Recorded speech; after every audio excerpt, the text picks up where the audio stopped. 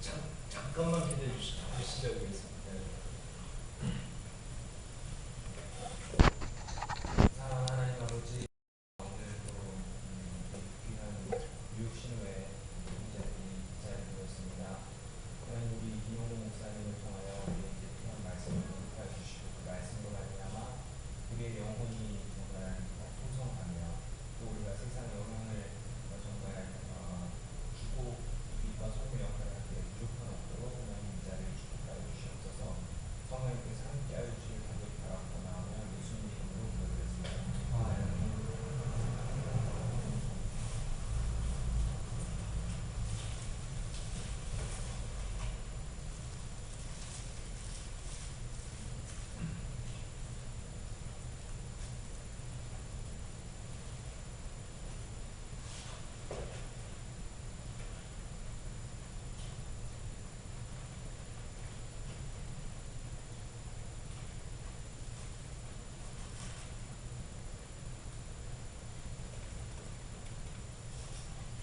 마태복음 1장 1절부터 17절까지의 말씀.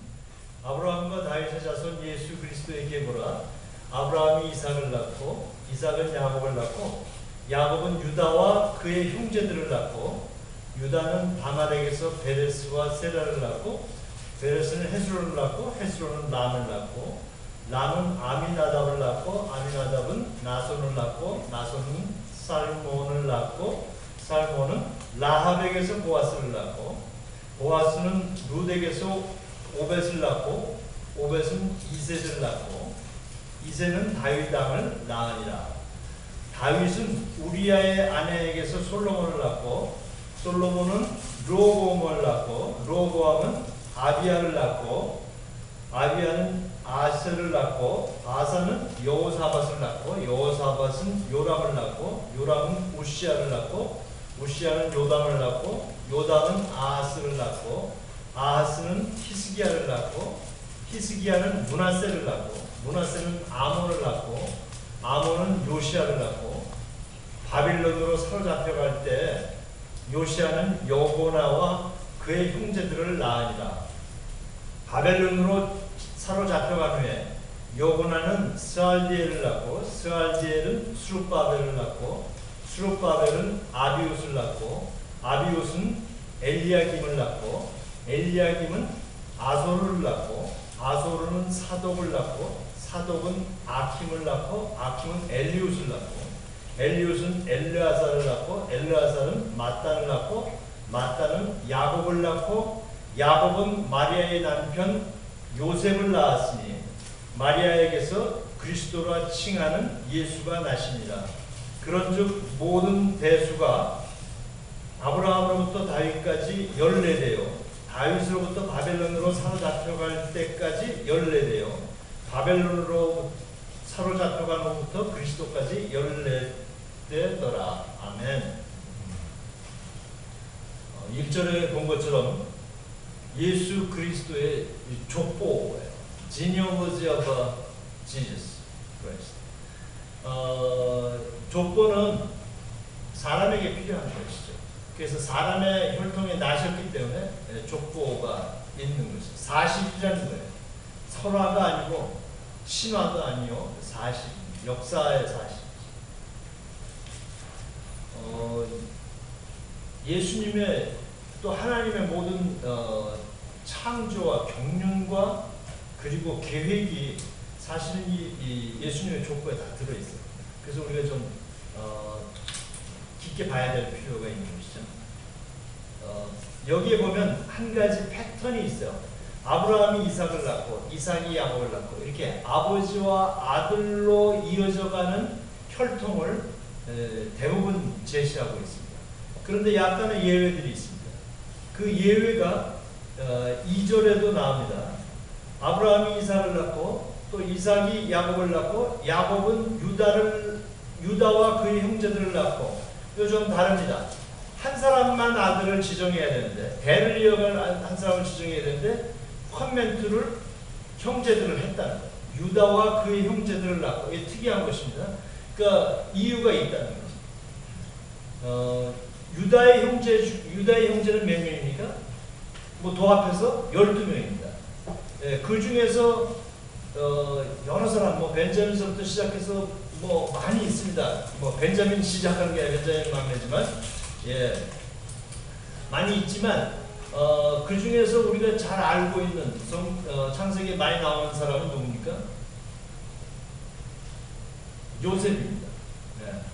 그러니까 유다는 요셉과 형제였습니다. 그리고 요셉은 하나님이 쓰셔서 이스라엘 백성들을 행로를 움직였던 사람. 그리고 뭐 믿음이 또 하나님께 신실하고 믿음으로 살았던 사람입니다. 첫 번째 질문은, 그러면 하나님은 왜 요셉의 혈통을 통해서 예수를 낳게 하지 않으시고 유다를 통해서 낳는가 하는 퀘스천입니다. 요셉의 이름은 예수님의 혈통의 이름에 언급되지 않습니다. 그냥 그 형제들로만 나옵니다. 그 다음에 3절에 보면 유다는 다말에게서 베레스와 셀을 낳았다고 했습니다. 아버지와 아들로 내려가는 전통적인 혈통 방식의 서술을 따르지 않고 다말이라는 베레스와 셀의 어머니에 대해서 얘기했습니다. 그래서 여자가 나왔다. 네, 다말입니다. 다말은 누굽니까? 다말은 유다의 며느리입니다. 그러니까 시아버지하고 며느리하고 관계에서 나온 그 아들로 인해서 예수님의 혈통이, 그 혈통에서 예수님이 태어났다는 것이죠. 그리고 5절에 보면 살몬은 보아스를 낳고 이렇게 하지 않고 살몬은 라합에게서 보아스를 낳고 있습니다. 그러니까 라합은 기생 라합이고, 뭐 우리 더 적극적인 표현으로 하자면 프로스티튜트, 창녀 같은 것이. 그 가문에서 예수를 낳았다는 거예요. 또 보아스는 룻에게서 오벳을 낳았다고 했습니다. 그 룻이라는 여자가 있다. 그 룻은 유대인의 혈통에 난 사람이 아니고 이방인이에요. 그리고 남편이 먼저 죽었어요.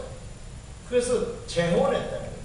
옛날이나 지금이나 재혼에 대한 사회적인 시각이 그렇게 아주 플렉서블하게 다 뭐 everything welcome 이렇게 되지 않았다는 거예요.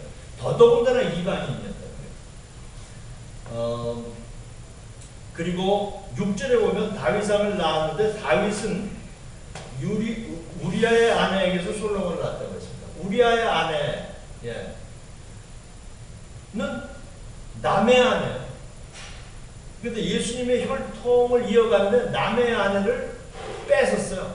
그것도 우리아를 죽였어요.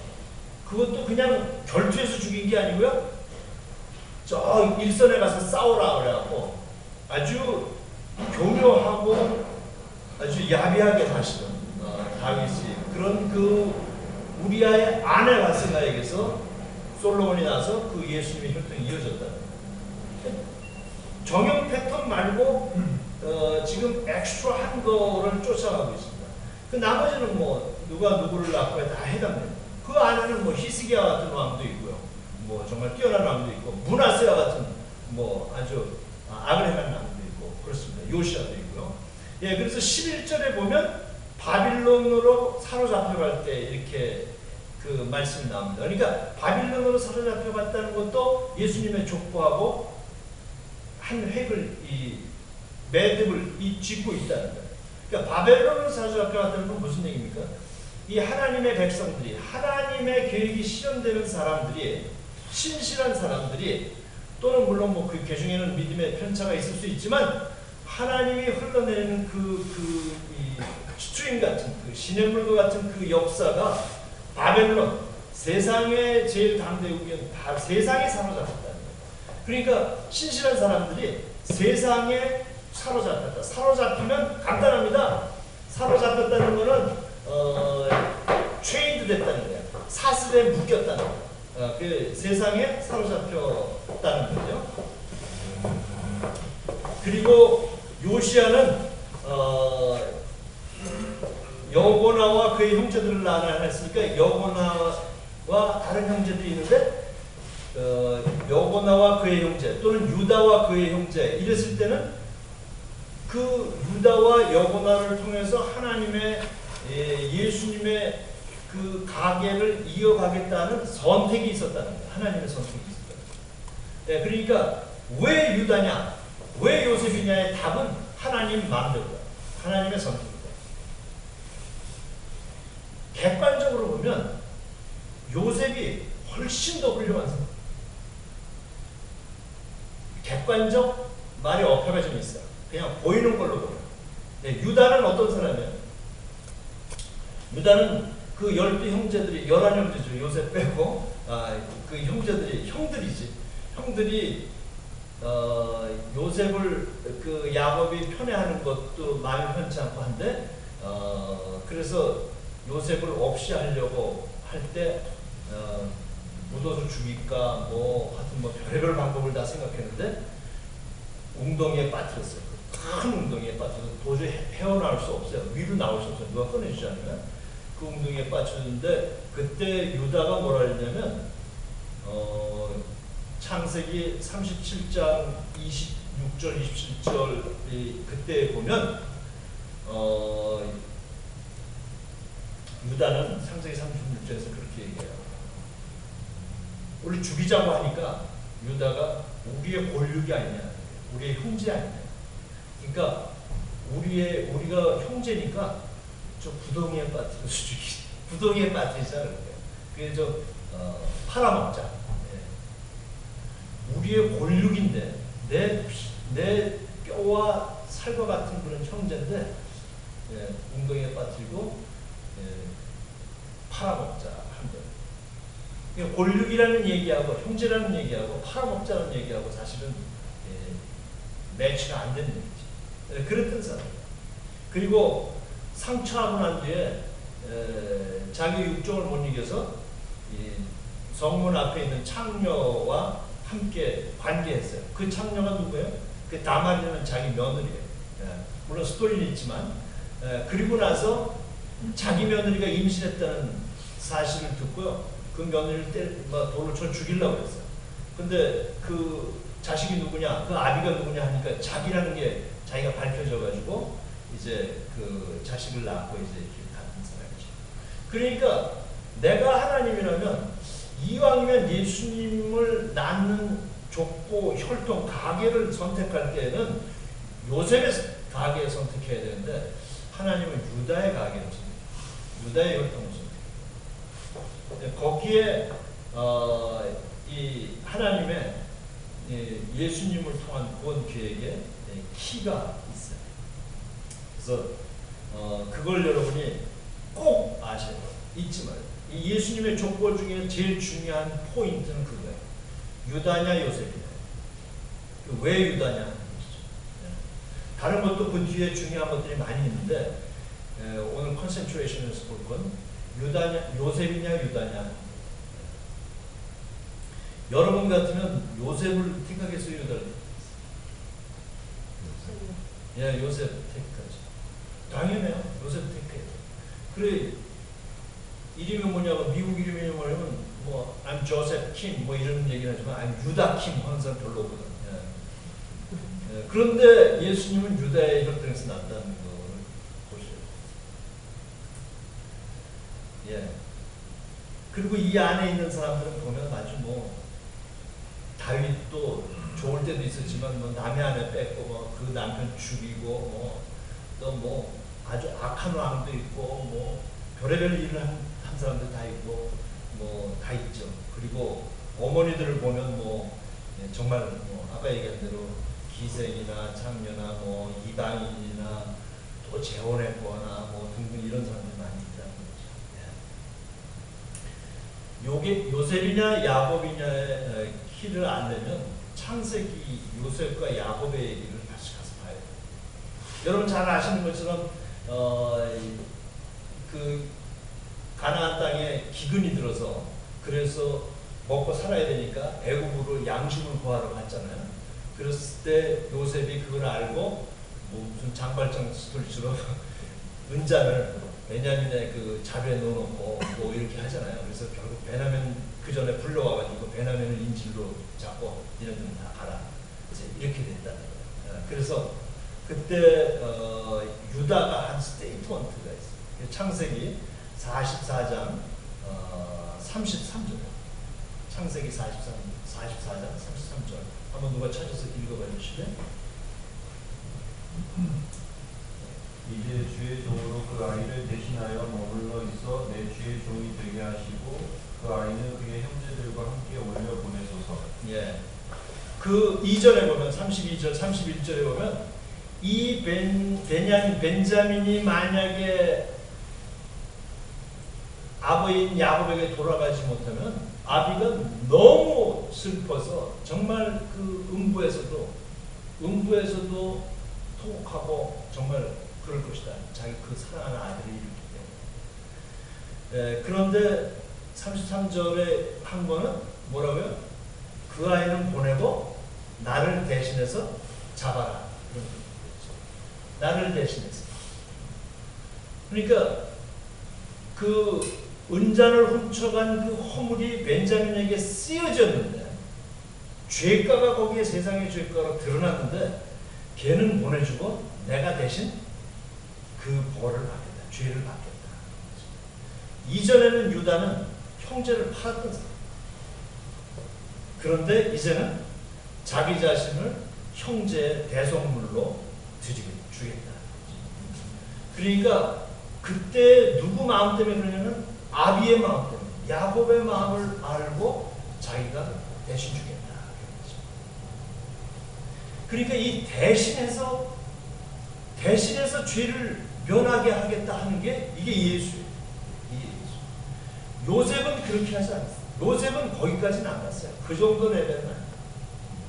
그런데 예수님처럼 죄가 없으신 분인데도 불구하고 죄를 다 담당하셨어요. 죄를 다 뒤집어 쓰셨어요. 유다는 죄가 다 있는 사람이에요. 그런데 대속의 구원을 이루겠다는 일을 했다는 거죠. 그래서 하나님이 유다의 혈통을 통해서 예수님을 낳게 이 얘기는 무슨 얘기예요? 여러분은 요셉같이 되기 그렇게 쉽지 않습니다. 잘 될 것 같죠? 할 것 같습니다. 뭐 제가 봐도 다 할 것 같습니다. Nobody knows. 여러분 다 섰다가 다 넘어질 것이고요. 여러분 이렇게 아주 요셉처럼 항상 신실할 수 있는 사람은 절대로 아니에요. 저도 마찬가지예요. 그래서 중요한 건 넘었다가 일어나는 게 중요하다는 게 우리 사람으로 봐서. 사람을 구원하시는 거고요. 사람을 통해서 구원하는 거, 사람 때문에 구원하는 거예요. 하나님 때문에 구원하는 게 아니고요. 사람 때문에 구원한다. 하나님 때문에만 구원했으면 예수님이 그냥 하나님으로 너희들은 다 구원받을지어다 하면 다 됐는데 예수님이 우리 사람이 돼서 이 죄의 몸을 다 뒤집어 쓰시고 함께 이렇게 치유하신 그것은 사람 때문이에요. 그러니까 하나님의 넘버원 프라이어리티는 사람이에요. 착각하지 마시고요. 하나님의 넘버원 프라이어리티는 천국도 아니요, 신실함도 아니요, 평화도 아니요. 하나님은 사람이에요. 하나님은 사람이 넘버원 프라이어리티예요. 여러분 그렇게 귀중한 존재다. Most precious being이에요. 여러분이 없으면 하나님이 있을까요, 없을까요? 이건 제가 좀 유치원 같은 수수께끼 내서 여러분한테 했지만, 그전에 했지만, 자, 새로 오신 분도 있으니까 여러분이 없으면 하나님이 있을까요, 없을까요? 이건 아주 궁극적인 신학적 질문이에요. 예, 우리 자매님 어떻게? 쓰지 않을까 그래도. 그래도 있을 거다. 잘 없는데 자매님 없어. 자매님이 그냥 없어졌어. 죄로 인해서 그냥 막 그것들은 아픔으로 인해서 그냥 막 슬픔으로 인해서 그냥 막 쓰러져서 그냥 없어졌어. 존재가 이제. 그럼 하나님이 그래도 있을까요? 전지를 하셨으니까. 전지전능했으니까. 천지를 다 창조를 하시고 네. 사람을 마지막에 만드셨으니까. 네. 그럼 그것도 살아야 되니까 지금. 그러면 자매님이 없어졌다는 건 하나님에게 있어서 얼마만큼 차지하나요? 60분의 1? 65분의 1? 그러니까 자신 같은 형상을 만드셨으니까. 네. 그 성실감은 상실감은 있는데. 그래서 예수님을 보낸 겁니다. 아, 그래서 예수님을. 네. 자매님이 결혼 아직 하셨죠? 네, 아니. 안 했어요? 결혼했어요. 만약에. 다시. 애 낳았어, 애기 낳았어. 애기 좋아해? 저희 조카 진짜. 네. 예를 들어서 자기 애를 낳았다고 치죠. 네네. 그 애가 아파. 애가 없어지게 된다. 그러면 자매님 마음은 어떻게 해? 애 앞으로도 내가 10명은 낳을 거니까 10분의 1 정도만 슬퍼할 수 있어요. 나보니 나는데 제 조카 보니까 그만 알 것 같아요. 네. 그죠? 네. 만약에 자매님 부모님이 네. 자매님이 어떻게 돼요? 그러면 부모님은 있어요, 없어요? 부모님 마음. 하셔도 사시는 게 아니겠죠. 그렇죠. 없는 거죠. 네. 하나님은 내가 없으면 하나님이 마음이 다 없다는 거. 그게 전지전능. 전지전능한 거는 우리 사람이 생각하는 전지전능은 뭘 다 할 수 있고 그래도 다 내가 할 수 있다는 건데 하나님의 전지전능은 그런 게 아니야. 하나님의 전지전능은 내가 없으면 너가 없으면 내가 없다는 거지. 사람은 조금 있을 수 있어. 그 사람은 조금 있어. 부모는 그래도 정말 없는 것 같이 되지만 그래 부모 마음이 그러니까 하나님보다는 our Father, Creator 이 마음이 더 어떤 면에서 보면 하나님 마음을 우리가 더 알 수 있다는 거야. 아버지. 뭐 어떤 사람은 뭐 여성신학지 않은 뭐 어머니는 그럼 어디 갔냐고. 오케이. Father라는 말로 그 하나님. 그러니까 이 유다가 그 벤자민 자기 형제를 위해서 나를 잡고 얘를 보내십시오 할 때 그 나를 잡지 않고 벤자민을 잡아서 걔가 여기 있다면 아버지가 거의 그 마음이 없어지는 그런 것이다. 그거 그렇게 했다. 그러니까 성경에 쓰여져 있는 유다의 그 심정이 거기까지 하나님과 이 키버건한 마음이 그래서 그 마음 속에 하나님이 예수가 태어나는 그 혈통을 이어가게 됩니다. 예. 쓰러지고 뭐 창녀하고 며느리하고 뭐 나중에 그 며느리 때 임신했다고 자기 아들인데도 불구하고 막 죽인다고 뭐 돌을 쳐 죽여라 뭐 이런 얘기를 다 했다 하더라도 그 죄가 더 큰 것이 아니라 그 사람의 마음이 큰 것이 아니라 이 한 사람을 구원하려고 내가 대신한다는 거야. 이건 돈으로 하는 것도 아니야. 몸으로 한다. 대신. 그러니까 예수님이 한 건 자기 몸으로 내 몸을 대신했다. 우리 몸을 대신했다. That's the only. 그건 only way야. 그 몸밖에 없다는 거야. 예수님이 가진 건 아무것도 없어요. 자기 몸. 내 마음과 예수님 마음과 하나 될 수 있는 그 마음, 그거 하나밖에 없다.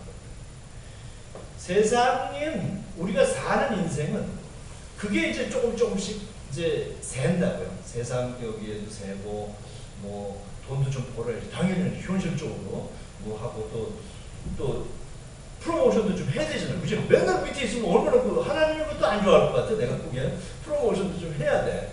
네, 그래서 그런 거 다 있지만 그래서 다 이렇게 뜯기고 살지만 어떤 거에 또 매여 있고 그 바벨론으로도 잡혀간다는 거야. 틈틈이 잡혀가요. 그럼 바벨론이 안 잡아가겠다는데도 불구하고 바벨론에 들어가는 사람들이 굉장히 많아. 예. 왜 그래요? 바벨론이 뭔가 안정되고 뭔가 큰 강국이고 하니까 거기에 우리가 잡혀서 사는 것도 현실이다. 그래서 이런 모든 사람들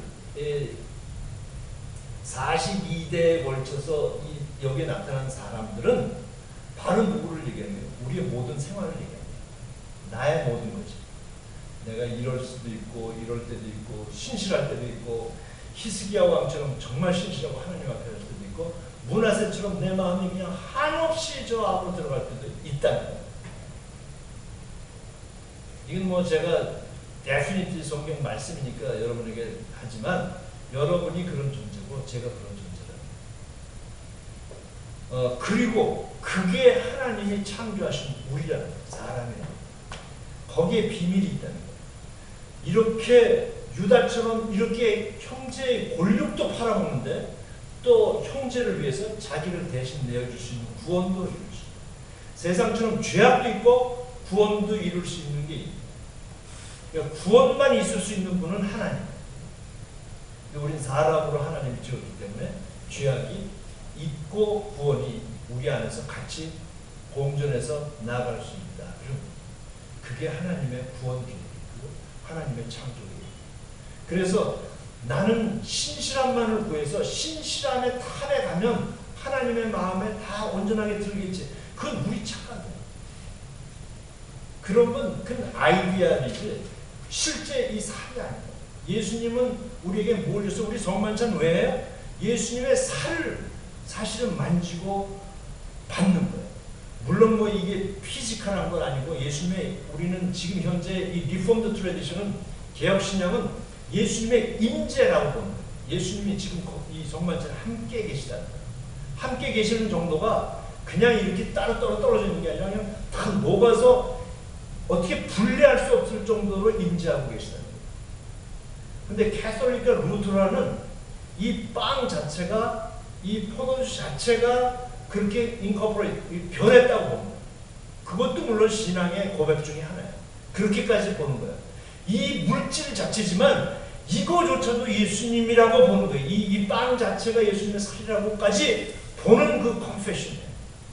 그러니까 우리가 그건 좀 아니다라고 분명히 물론 우리의 입장은 우리 개혁 지금 현재 이 리폼드 트래디션 이 개혁 신앙들은 그거는 아니라고 보지만 그 분들의 그 마음의 그 순수함은 우리가 생각해봐야 됩니다. 그런 것처럼 이 예수님의 족보를 통해서 예수님이 하나님이 우리하고 뗄래야 뗄 수 없게 우리 모든 살에 녹아져서 다 내가 되었고 나는 그렇다면 나도 하나님의 살과 피에 다 녹아져서 하나가 되었다. 하나가 되지 않으면 구원은 뭐냐면 이렇게 떨어졌던 게 같이 되는 게 구원이에요. 죄로 인해서 세퍼레이트 됐던 게 붙은 게 구원이에요. 그러니까 그 구원은 그 붙었던 거는 아무리 접착제가 세도 그 떨어지게 돼 있는데 이렇게 살로 녹아지고 우리가 애를 낳으면 분명히 인디펜던트 비잉인데도 불구하고 애 낳으면 그게 떨어질 수 없는 그 부모와 자식 간의 릴레이션을 하는 거예요. 떨어질 수 없는 거. 그게 구원이에요. 그게 구원의 인티미시가 구원이에요. 인티미시가 약한 사람들은 구원이 약하고 하나님으로 받은 믿음과 자존감이 약해서 그래서 세상 사는 나라인데 앵자이티가 생긴다. 그 인티미시 얼마만한 인티미시냐? 하나님과 같이 있을 수 있는 인티미시. 그리고 그게 부부 안에서 나타난다는 걸 아셔요. 부부는 서로 다르고 그냥 등 걸리면 남이 될 수도 있어요. 그런데 그게 인티미시가 돼서 도저히 가를 수 없는 하나님이 맺었으니 세상이 가를 수 없느니라고 결혼식에서 선포하는 게 그런 거야. 그게 거기에는 온갖 결단도 들어가 있을 수 있고 온갖 사랑도 들어가 있고 이 육체적인 쾌락까지도 다 이게 돼서 다 하나가 되는 그런 거가 있는 거지. 그래서 안 되는 건데 되는 것. 이게 그래서 부부간의 이 결합과 부부간의 인티미시가 부부간에서 하나가 되는 게 최고의 하나다. 부모 자식 간은 저절로 돼 있어요. 근데 부부간의 하나는 정말 믿음이 필요해요. 그래서 남자가 부모를 떠나 여자와 아내와 남편이 부모를 떠나 아내와 한 몸을 이룰 자자 이 비밀이 그도다. 비밀이 그도다. 이 에베소서의 말씀은 이 비밀은 시크릿이라는 정도가 아니라 미스테리온이에요. 하나님의 신비를 얘기해요. 그리고 그 얘기했잖아요. 이 비밀이 그도다. 내가 그리스도와 교회에 대해서 말합니다. 그리스도와 교회는 떨어졌던 것을 하나 되게 그거예요. 죄악됐던 것을 하나님과 붙여서 이제 하나 되는 거죠. 그렇게 하는 거죠. 그래서 이 예수님의 족보 마태복음 1절부터 17절까지 나오는 족보는 이건 유다가 나오기 때문에 이게 내 성경이에요. 그런 거예요. 요셉만 나왔으면 반쯤 내 성경이 있었어요. 내 성경이고요. 그리고 내 예수. 그리고 우리가 고백하는 건 예수님도 똑같이 우리에게 고백한다는 거예요. 내 영부, 내 형성, 내 원수, 내 원교, 내 영주자, 내 웅교하고 고백한다. 우리만 You are my Jesus, You are my Savior 이렇게 얘기하는 게 아니고요. 하나님이 우리한테 너는 내 사랑하는 자식이요. 내 기뻐하는 자식이다. 이렇게 고백합니다. 우리의 고백은 하나님의 고백이 있기 때문에 우리의 고백이 성립될 수 있는 사실. 우리의 고백만으로는, 죄인된 고백만으로는 절대로 성립될 수 없어요. 이 세상에서 아무리 힘 있고 아무리 돈이 많고 아무리 뭐 15억 불 로또를 맞아도 그거 가지고는 안 돼요. 그 정도 가지고. 그래서 이 마태복음 강의를 올해 시작했는데 마태복음 1장 1절부터 17절까지 예수님의 족보는 정말 우리한테 분리될 수 없는, 여러분이 몰라도 분리 안 돼요. 이미 여기 들어있기 때문에. 그래서 내가 그런 예수님의 혈통에 난 사람이기 때문에 구원이 하나님에게서 나지만, 주께서 나지만 우리에게서 생수같이 넘쳐난다는 걸 아시죠? 여러분이 구원을 받아들이냐, 예수님을 주로 고백하느냐는 그건 아주 비저블한 그 사인이에요. 물론 뭐 맞는 거예요. 그런데 이미 하나님은 하나님의 형상대로 여러분 안에 그 모든 구원을 다 이루도록 DNA를 다 넣어놨대요. 그냥 우리가 DNA 수 있지만 키면 되는 거죠. 그래야 그게 이게 사실은 그래서 그 역사를 얘기하는 거고 구원을 얘기하는 거고 하나님과 함께 되고 내 존재 자체, my identity를 얘기하는 거잖아요. 그래서 이게 처음 시작이 돼요. 그리고 이제 예수님이 오셔서 그래도 이제 보여준다고요. 말만 이렇게 하시고 그리고 보여줘서 사역을 처음에 시작하실 때 그게 바로 이것을 실천하고 완성하는 거예요. 그래서 요 다음 우리 마태복음 강의 시간은 마태복음 4장 12절인가요? 12절부터 25절까지 그 말씀으로 하겠습니다. 한번 기도하겠습니다.